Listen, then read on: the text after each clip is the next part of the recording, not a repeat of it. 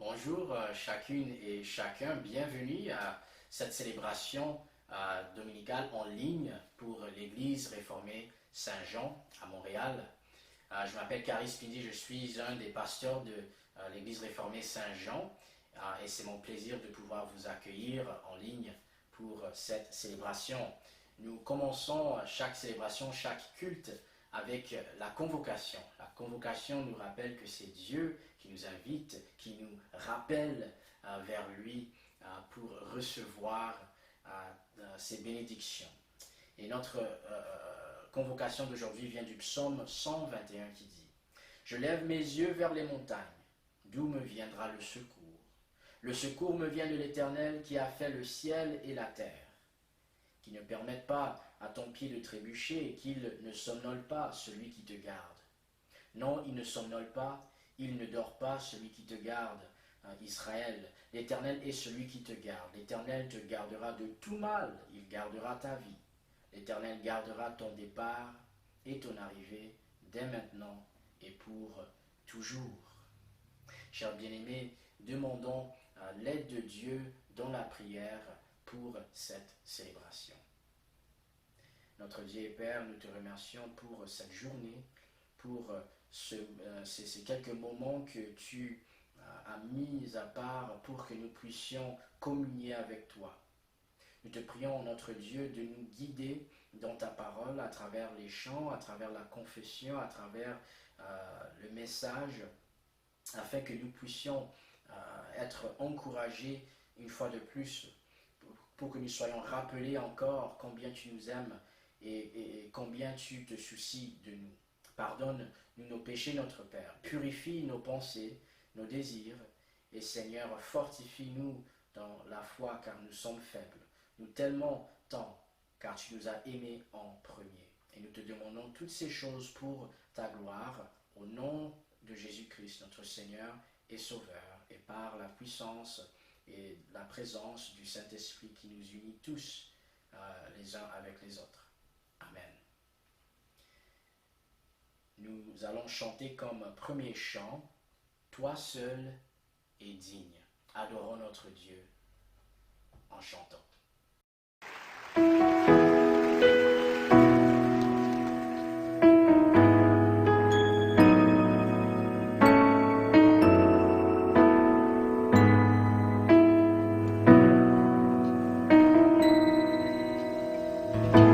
L'immensité de ta grandeur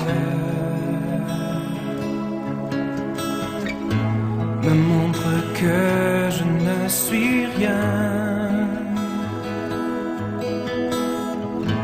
Mais quand tu façonnais la terre, j'étais déjà près de ton cœur.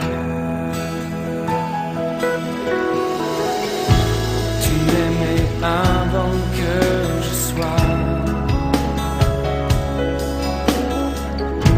et pour moi tu as tout donné. Ta seule pouvait me libérer. C'est pourquoi je veux t'adorer. Toi seul est digne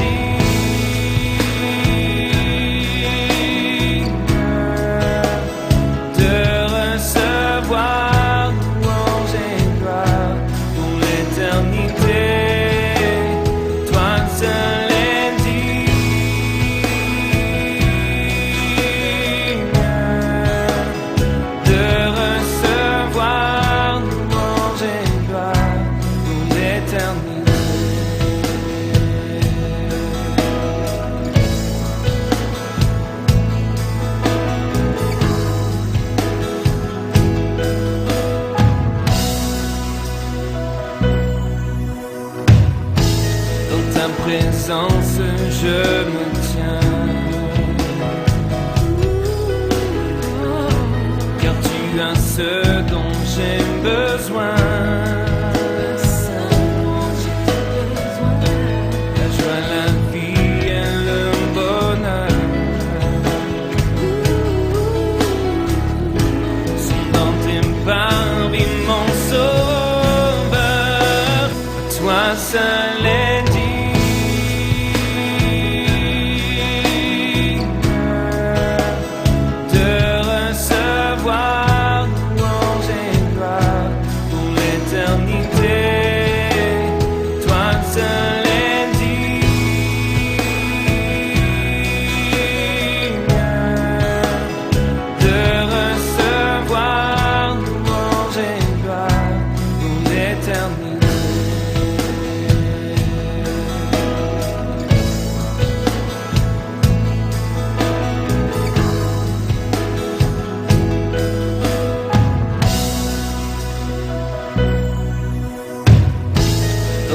présence je me tiens.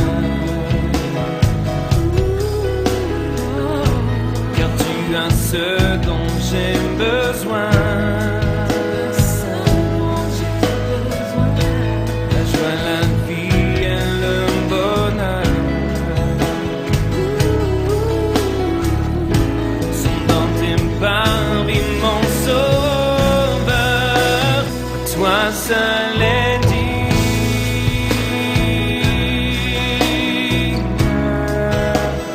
de recevoir louange et gloire pour l'éternité. Toi seul est digne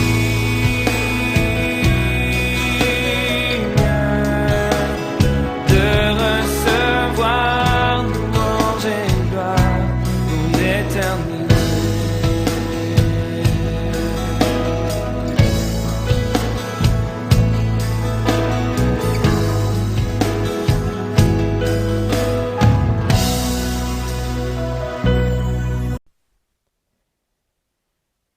Chers bien-aimés, nous passons maintenant à un temps de réflexion.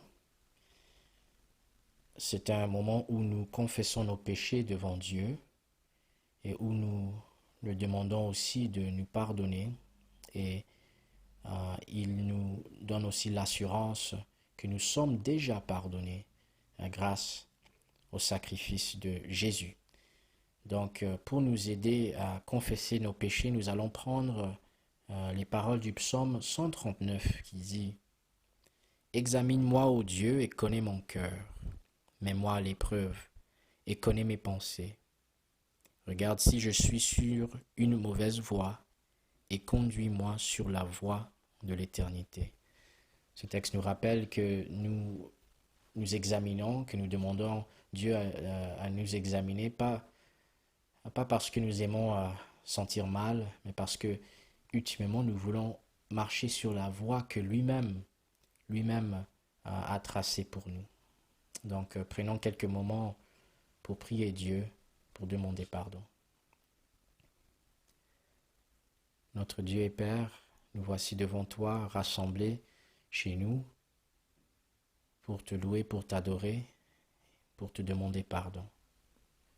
Car Seigneur, ta parole nous montre combien nous manquons de vivre selon la voie que tu as préparée pour nous. Combien nous manquons de vivre selon ta volonté, selon tes commandements parfaits.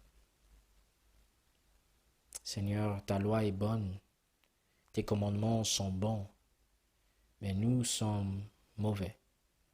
Et nous détestons tes commandements, nous détestons ta loi parce que, Seigneur, en réalité, nous savons que nous ne pouvons jamais égaler ce que tu désires de nous.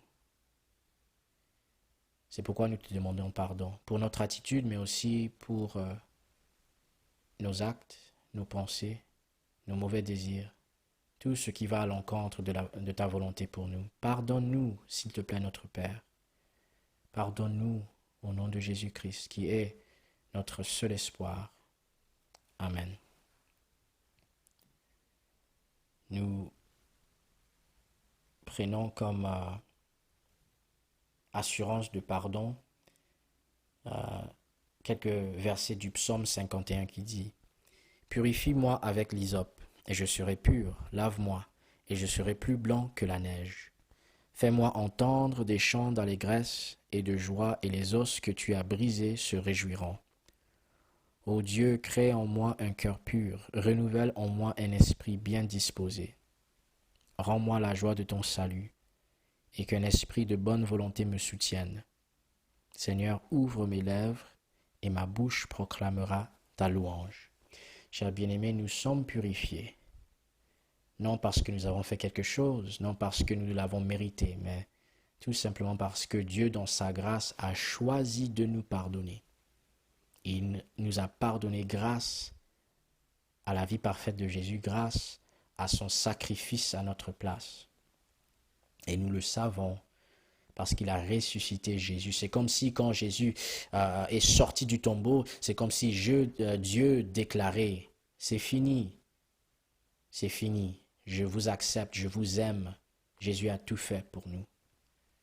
Si nous pouvons accepter que Jésus a tout fait pour nous, nous sommes acceptés par Dieu.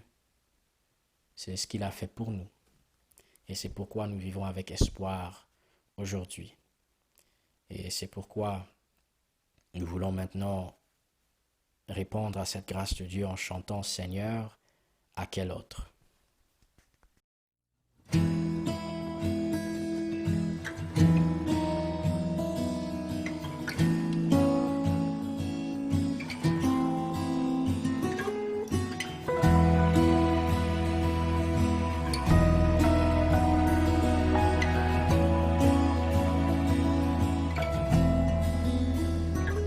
Seigneur, à quel autre irions-nous qu'à toi?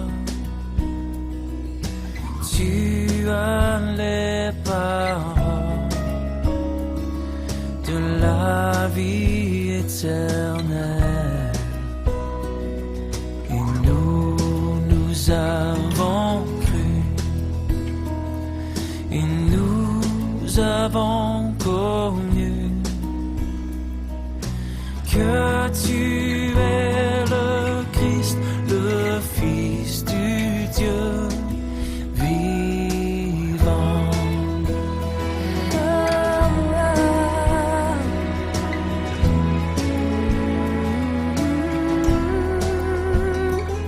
Seigneur, à quel autre irions-nous qu'à toi?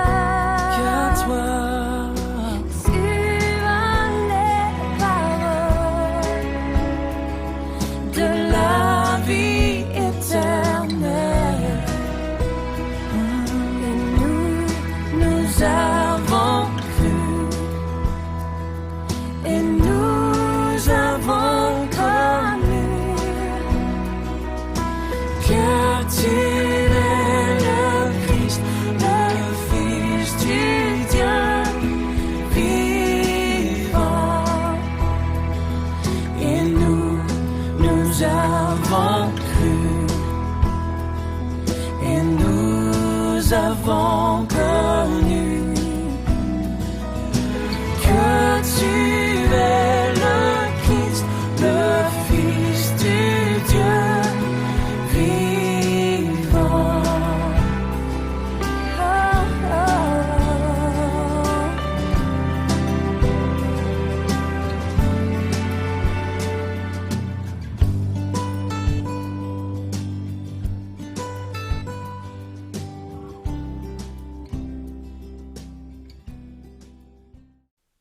Avant d'écouter la parole, demandons l'aide de Dieu, sa direction et sa bénédiction dans la prière. Notre Père, nous nous rassemblons humblement devant ta face, devant ta présence, même chez nous, pour demander ton aide, Seigneur, à lire ta parole, à la comprendre, à l'écouter, et nous prions en particulier que nous puissions la mettre en pratique, qu'elle puisse nous soigner, nous encourager, nous corriger là où nous en avons besoin. Seigneur, nous prions aussi que tu l'utilises pour sauver quelqu'un aujourd'hui.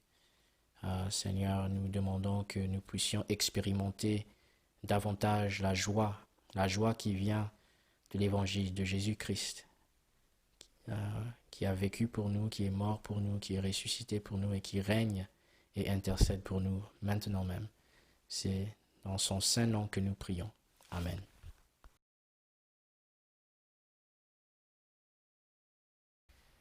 Chers frères et sœurs en Christ et chers amis, nous savons tous que la vie est remplie des hauts et des bas. La vie est remplie des moments très agréables ainsi que des moments moins agréables. Alors, qu'est-ce qui vous aide à garder les pieds sur terre lorsque vous vivez des bons moments ainsi que des moments moins bons? Aujourd'hui, dans notre texte, nous voulons découvrir à travers l'histoire de Joseph ce qui peut nous aider à garder les pieds sur terre, quoi qu'il nous arrive dans notre vie. Car nous allons voir dans l'histoire de Joseph comment il fut rapidement élevé, puis brutalement baissé, et ce qui l'a aidé à rester stable, à garder les pieds sur terre.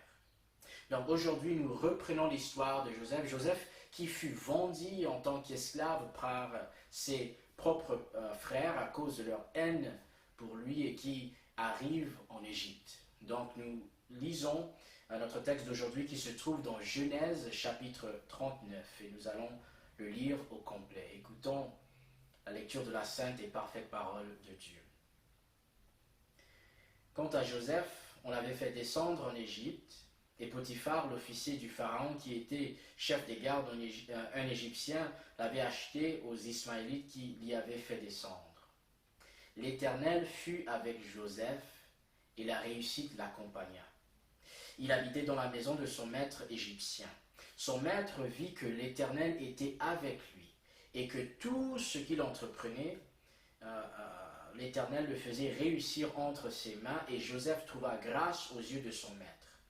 Il l'employa à son service, l'établit responsable de sa maison et lui confia tous ses biens. Dès que Potiphar lui établit responsable de sa maison et de tous ses biens, l'Éternel bénit la maison de cet Égyptien à cause de Joseph. Et la bénédiction de l'Éternel reposa sur tous ses biens, que ce soit à la maison ou au champ. Il abandonna tous ses biens entre les mains de Joseph et il ne prenait connaissance de rien avec lui sauf de sa propre nourriture. Or Joseph était beau à tout point de vue. Après cela, la femme de son maître porta les yeux sur Joseph et dit « Couche avec moi ». Il refusa et lui dit « Mon maître ne prend connaissance de rien avec moi dans la maison. Il m'a confié tous ses biens. Personne n'est plus grand que moi dans cette maison et il ne m'a rien interdit sauf toi parce que tu es sa femme. Comment pourrais-je commettre un aussi grand mal et pécher contre Dieu ?» Elle parlait tous les jours à Joseph, mais il ne l'écoutait pas et refusait de coucher avec elle, d'être avec elle. Un jour, il était entré dans la maison pour accomplir son travail et il n'y avait là aucun des gens de la maison. Elle l'attrapa par son habit en disant « Couche avec moi ». Il lui laissa son habit dans la main et sortit. Lorsqu'elle vit qu'il lui avait laissé son habit dans la main et qu'il s'était enfui dehors, elle appela les gens de sa maison et leur dit « Regardez, il nous a amené un Hébreu pour abuser de nous. Cet homme s'est approché de moi pour coucher avec moi, mais j'ai poussé des grands cris. Quand il a entendu que je me mettais à crier, il a laissé son habit à côté de moi et est sorti. » Elle posa l'habit de Joseph à côté d'elle jusqu'à ce que son maître rentre à la maison. Et elle lui tint alors ce discours. « L'esclave hébreu que tu nous as amené s'est approché de moi pour abuser de moi. Comme je me suis mise à crier, il a laissé son habit à côté de moi et s'est enfui dehors. » En entendant les affirmations de sa femme qui lui disait « Voilà ce que m'a fait ton esclave », le maître de Joseph fut enflammé de colère. Il s'empara de Joseph et le mit en prison à l'endroit où les prisonniers du roi étaient enfermés. Il resta donc là, en prison. L'Éternel fut avec Joseph et étendit sa bonté sur lui. Il lui fit gagner la faveur du chef de la prison. Celui-ci plaça sous son autorité tous les détenus qui étaient dans la prison et tout ce qu'on y faisait passer par lui. Le chef de la prison ne s'occupait pas du tout de ce qui était sous la responsabilité de Joseph parce que l'Éternel était avec lui et faisait réussir tout ce qu'il entreprenait. Voici jusqu'ici la lecture de la sainte et parfaite parole de Dieu. Chers frères et sœurs en Christ et chers amis, avez-vous pu deviner la source de stabilité de Joseph? Avez-vous pu comprendre ce qui a aidé Joseph à garder les pieds sur terre lorsqu'il fut promu et lorsqu'il fut baissé? Est-ce que c'était sa force? Peut-être que c'était son intelligence, ou peut-être qu'il avait juste cette capacité de se patienter pour attendre et voir un changement dans sa situation. Non, chers frères et sœurs en Christ et chers amis, notre texte souligne dans les versets 2, 3, 21 et 23 que ce qui a fait toute la différence dans la vie de Joseph est le fait que l'Éternel, le Seigneur, Yahweh, était avec lui. Chers frères et sœurs en Christ, la réalité de la présence de Dieu, le fait qu'il est avec nous est ce qui nous aide à naviguer les hauts et les bas dans la vie de tous les jours. Et plus précisément, notre texte révèle comment la présence de Dieu est notre source de bénédiction, notre source de direction et notre source d'encouragement. Donc, nous allons examiner ces 3 points. Premièrement, nous examinons ce point que la présence de Dieu est notre source de bénédiction. Chers amis, savez-vous que Dieu est présent partout et en tout moment? C'est vrai. Dieu est présent au ciel, il est présent sur la terre, il est même présent en enfer, en même temps et tout le temps. C'est pourquoi David dit dans le psaume 139, « Où pourrais-je aller loin de ton esprit? Où pourrais-je fuir loin de ta présence? Si je monte au ciel, tu es là. Si je me cache au séjour des morts, te voilà. » Mais pourquoi? Pourquoi Dieu est-il présent partout en même temps et tout le temps? Chers bien-aimés, Dieu est présent, il est omniprésent pour soutenir sa création, ses créatures, pour juger et punir les malfaiteurs et pour nous bénir. En fait, dans la Bible, la majorité de références à la présence de Dieu ont à voir avec Dieu qui est présent dans notre vie pour nous bénir, pour nous faire du bien. Et c'est ce qui est évident lorsque nous donnons notre attention à notre texte d'aujourd'hui. Dans notre texte, nous observons que Dieu bénit Joseph qui est un croyant et il bénit aussi les non-croyants comme Potiphar.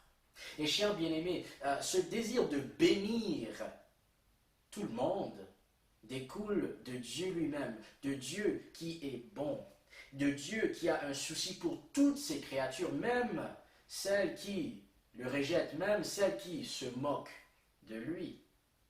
C'est pourquoi Jésus dit de Dieu qui est notre Père, il dit « Votre Père céleste fait lever son soleil sur les méchants et sur les bons, et il fait pleuvoir sur les justes et sur les injustes. » C'est une façon de dire que Dieu donne ce dont nous avons besoin à tous, à ceux qui sont justes et à ceux qui sont injustes, à ceux qui adorent Dieu, qui sont croyants et même aux non-croyants.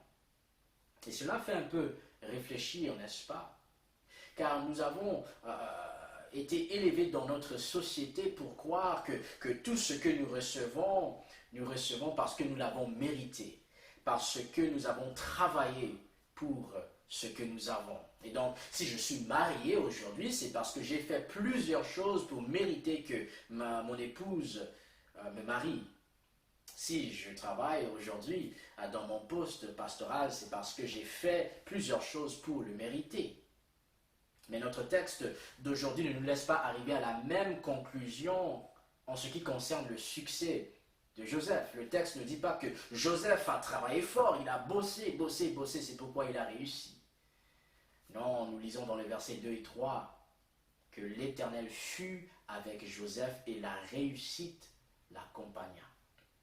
Et tout ce qu'il entreprenait, l'Éternel le faisait réussir entre ses mains. Chers amis, cela ne veut pas dire que travailler fort ne compte pour rien. Loin de là, car généralement, il faut travailler fort, il faut étudier fort si nous allons réussir dans la vie. Toutefois, notre texte souligne que Dieu est ultimement derrière toute réussite, derrière toute bonne chose, car il est la source ultime de toute bénédiction. Et non seulement Dieu est-il la source ultime de toute bénédiction, mais en plus, et le plus souvent, il choisit de nous bénir et nous faire réussir au moyen des autres personnes. Réfléchissons un peu, chers bien-aimés. Pourquoi réussissons-nous dans notre vie? Est-ce tout simplement parce que nous sommes si intelligents ou parce que nous travaillons si fort? Oui, il faut être intelligent, oui, il faut travailler fort, mais souvent c'est parce que nous sommes entourés par des personnes qui nous aiment et qui nous encouragent, comme nos parents, comme peut-être nos amis, comme nos professeurs à l'école, ou peut-être un patron qui voit combien nous travaillons fort et qui veut que nous réussissons, au lieu des patrons qui voient combien nous travaillons fort et qui ne veulent pas que nous réussissons. Donc dans notre texte, nous observons que Dieu bénit Joseph et qu'il bénit les autres à travers Joseph. C'est ce qui est souligné pour nous dans les versets 4 et 5 qui dit « Joseph trouva grâce aux yeux de son maître, il l'employa à son service, l'établit responsable de sa maison et lui confia tous ses biens. Dès que Potiphar lui établit responsable de sa maison et de tous ses biens, l'Éternel bénit la maison de cet Égyptien à cause de Joseph. Et la bénédiction de l'Éternel reposa sur tous ses biens, que ce soit à la maison ou au champ. » Donc, chers bien-aimés, pourquoi Dieu a-t-il choisi de bénir Potiphar à cause de Joseph? Y avait-il quelque chose en Joseph lui-même? Est-ce que Joseph lui-même était la source de bénédiction? Non, Joseph n'était pas la source de bénédiction, mais étant un arrière-petit-fils d'Abraham, auquel Dieu a béni et lequel Dieu a promis de bénir les autres à travers lui, Joseph était devenu un conducteur, si je peux le dire, de bénédiction aux autres. Comme le dit Genèse chapitre 12, versets 2 et 3, sur la promesse que Dieu fait à Abraham et à ses descendants. Il dit, je te bénirai, je rendrai ton nom grand, et tu seras une source de bénédiction. Je bénirai ceux qui te béniront, et je maudirai ceux qui te maudiront, et toutes les familles de la terre seront bénies en toi. Et donc, chers bien-aimés, Joseph fut béni parce qu'il était un fils d'Abraham. Il portait en lui les promesses et les bénédictions de Dieu selon le choix ultime de Dieu. Et Potiphar fut béni. Il est devenu prospère parce qu'il s'est attaché, si vous voulez, à Joseph. Il a mis Joseph comme responsable de sa vie, de sa maison. Et de façon similaire, si nous voulons expérimenter les pleines bénédictions de Dieu, il faut que nous nous attachions à Jésus-Christ. Jésus-Christ est celui que Dieu a envoyé à travers lequel nous recevons toutes les bénédictions de Dieu. Nous recevons et nous expérimentons les pleines bénédictions de Dieu seulement quand Jésus devient le responsable de notre vie. Nous n'allons pas expérimenter les pleines bénédictions de Dieu si Jésus est juste un serviteur pour nous. Mais lorsque Jésus devient Maître, Seigneur et Sauveur de notre vie, nous expérimentons davantage les bénédictions de Dieu. Comment s'attacher, s'unir à Jésus? Par la foi. Par la foi en Jésus-Christ qui est Seigneur et Sauveur. Jésus-Christ qui est mort sur la croix pour payer les prix de nos péchés, de nos fautes, afin que nous recevions le pardon de Dieu, que nous recevions l'amour de Dieu, sa présence et sa direction dans notre vie. Chers bien-aimés, il serait possible de croire, nous serons tentés de croire que le fait d'avoir Dieu avec nous, de connaître, de savoir que Dieu est présent dans notre vie et qu'il nous bénit, qu'il nous fait réussir, signifie que nous allons expérimenter peu ou point des épreuves ou des grandes épreuves dans notre vie. Il y a même ceux qui enseignent que si nous sommes chrétiens, nous devons être bénis. Et le fait de ne pas être bénis signifie que nous avons fait quelque chose de vraiment, vraiment mal qui bloque les bénédictions de Dieu. Mais c'est faux. C'est faux. Car nous avons déjà dit que Dieu bénit tout le monde, même si nous ne le demandons pas. Et nous n'avons qu'à continuer à lire l'histoire de Joseph pour comprendre combien c'est faux. Car observons l'histoire de Joseph. Il est arrivé en Égypte en tant qu'esclave. Il n'avait rien, il était considéré comme rien. Et Dieu l'a béni. Dieu était avec lui. Dieu l'a fait réussir. C'est Dieu qui l'a fait devenir prospère. Et son maître est devenu encore plus prospère à travers lui. Et à ce stade-là, on aurait pu croire que rien de mal arriverait à Joseph parce qu'il est protégé. Parce que Dieu le bénit. Parce que Dieu le fait réussir en toutes choses. Mes chers bien-aimés, être bénis par Dieu, avoir Dieu avec nous ne signifie pas que nous échappons aux vraies et difficiles épreuves de la vie. Et toutefois, notre texte souligne que Dieu est avec nous en plein milieu des épreuves pour nous diriger au travers des épreuves. Alors, quelle est l'épreuve que Joseph a vécue? Son épreuve, chers bien-aimés, est qu'il fut très sollicité par l'épouse de son maître, de son patron. Comme le dit les versets 7 et 10, la femme de son maître porta les yeux sur Joseph et dit « Couche avec moi ». Elle parlait tous les jours à Joseph, mais il ne l'écoutait pas et refusait de coucher avec elle, d'être avec elle. Et peut-être que là, quelqu'un dirait « mais Joseph a dû juste fuir ». Mais rappelons-nous que Joseph n'est pas un employé comme nous sommes employés aujourd'hui. Il était un esclave, qui signifie qu'il n'avait pas de droits sur lui-même, il ne pouvait fuir nulle part. Et donc tout ce qu'il pouvait dire, c'est non, non et non.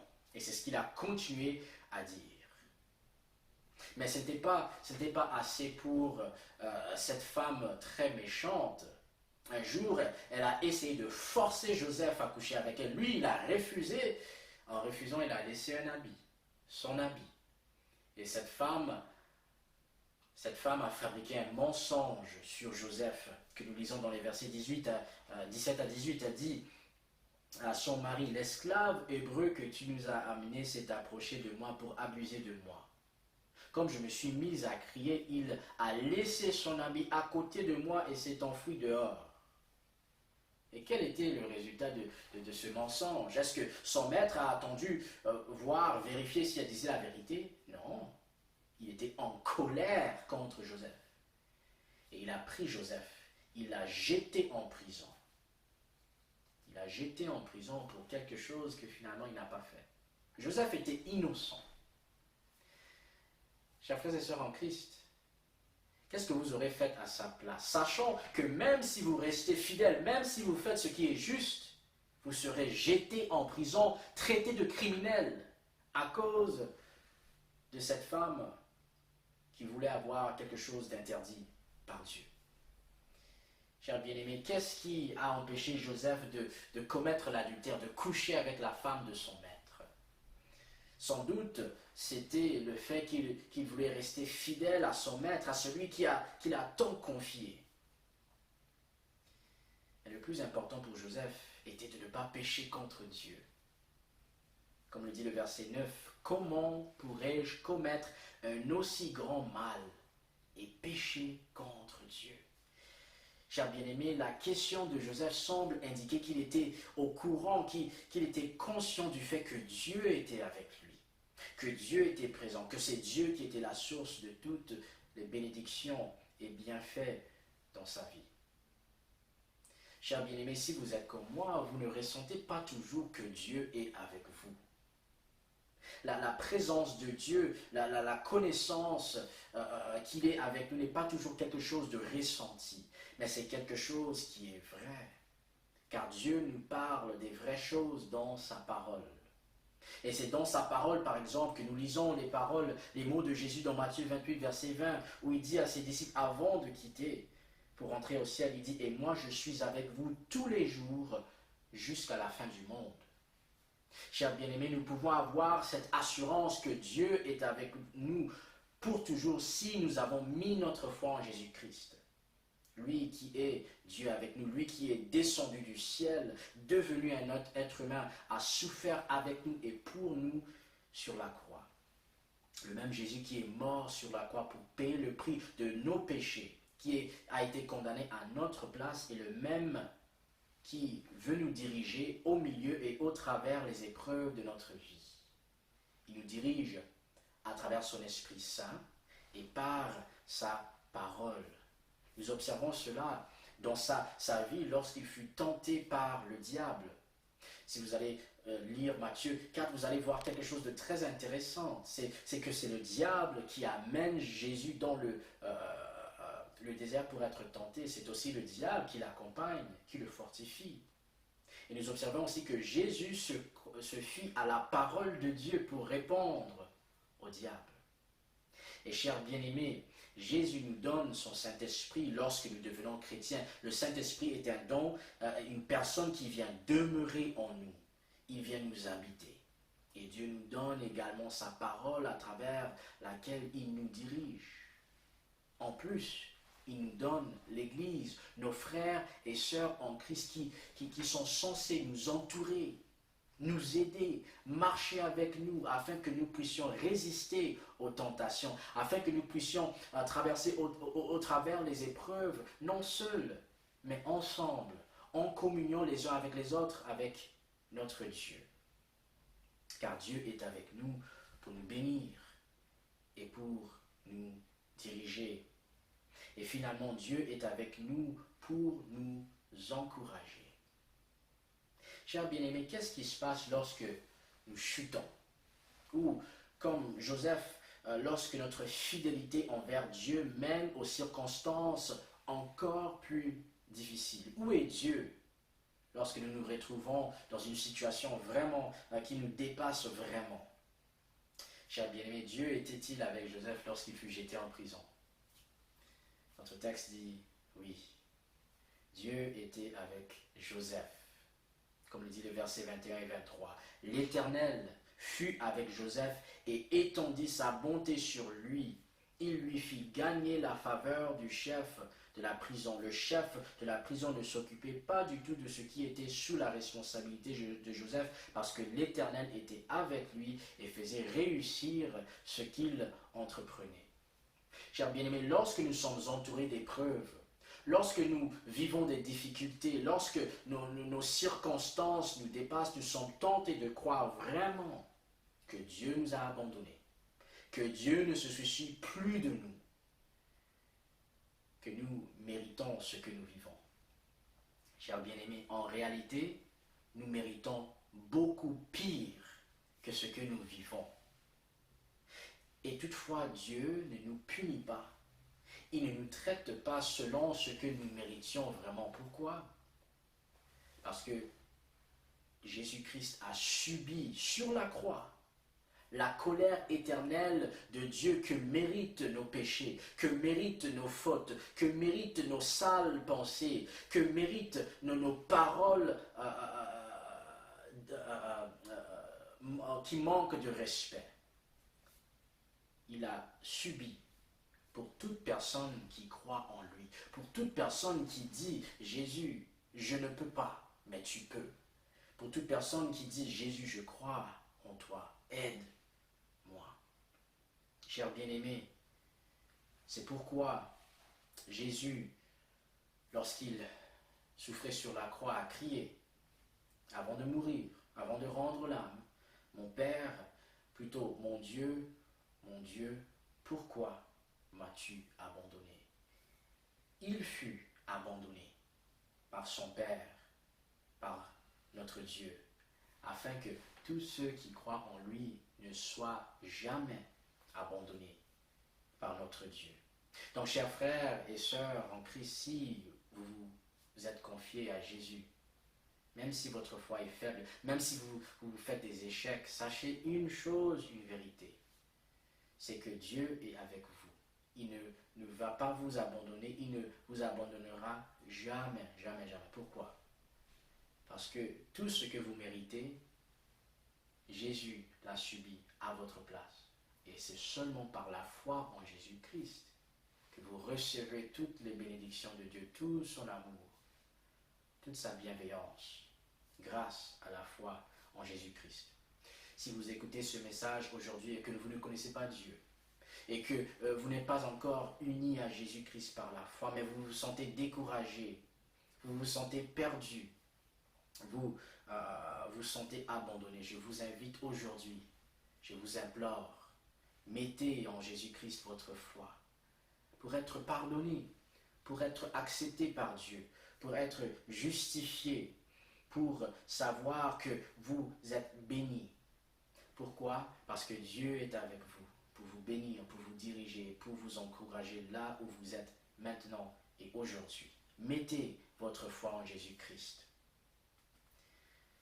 Chers bien-aimés en Christ, chers amis, voulez-vous savoir comment rester les pieds sur terre, quoi qu'il nous arrive dans la vie? Nous pouvons le faire par la grâce de Dieu, en mettant notre foi en Jésus-Christ, par la présence et la puissance de Dieu, le Saint-Esprit qui nous assure que Dieu est avec nous. Il est avec nous pour nous bénir, pour nous diriger, pour nous encourager par le Saint-Esprit, par sa sainte parole, pour sa gloire, pour notre bonheur et pour les personnes qu'il va bénir à travers nous. Amen. Prions notre Dieu. Notre Père, combien nous sommes reconnaissants que tu es avec nous, que tu ne nous abandonnes pas et tu ne nous abandonneras jamais. Seigneur, quelle grâce, car nous savons que nous ne le méritions pas du tout. Mais Seigneur, malgré, même si nous savons que tout cela est vrai, nous ne le ressentons pas. Nous sommes un peuple très douteux.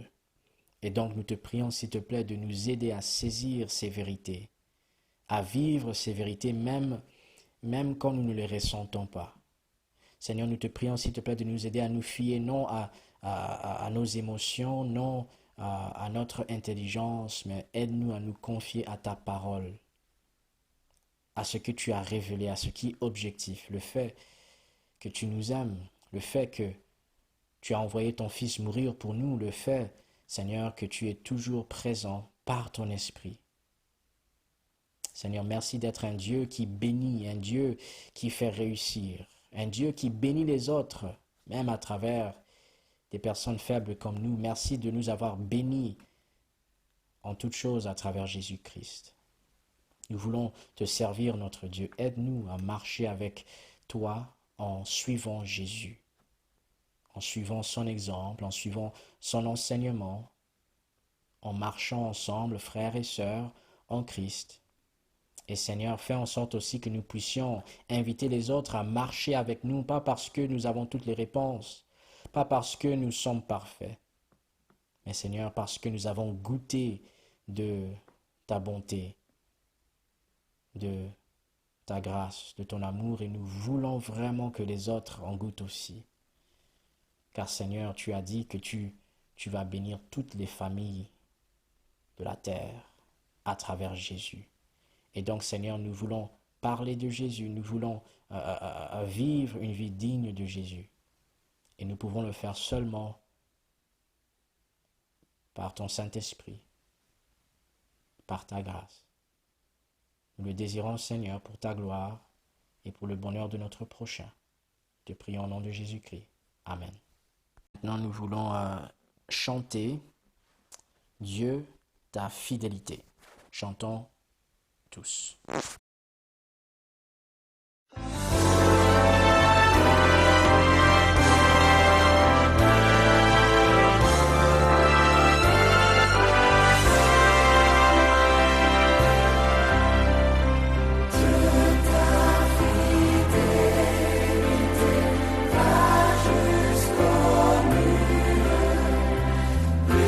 Vaste ton amour que l'on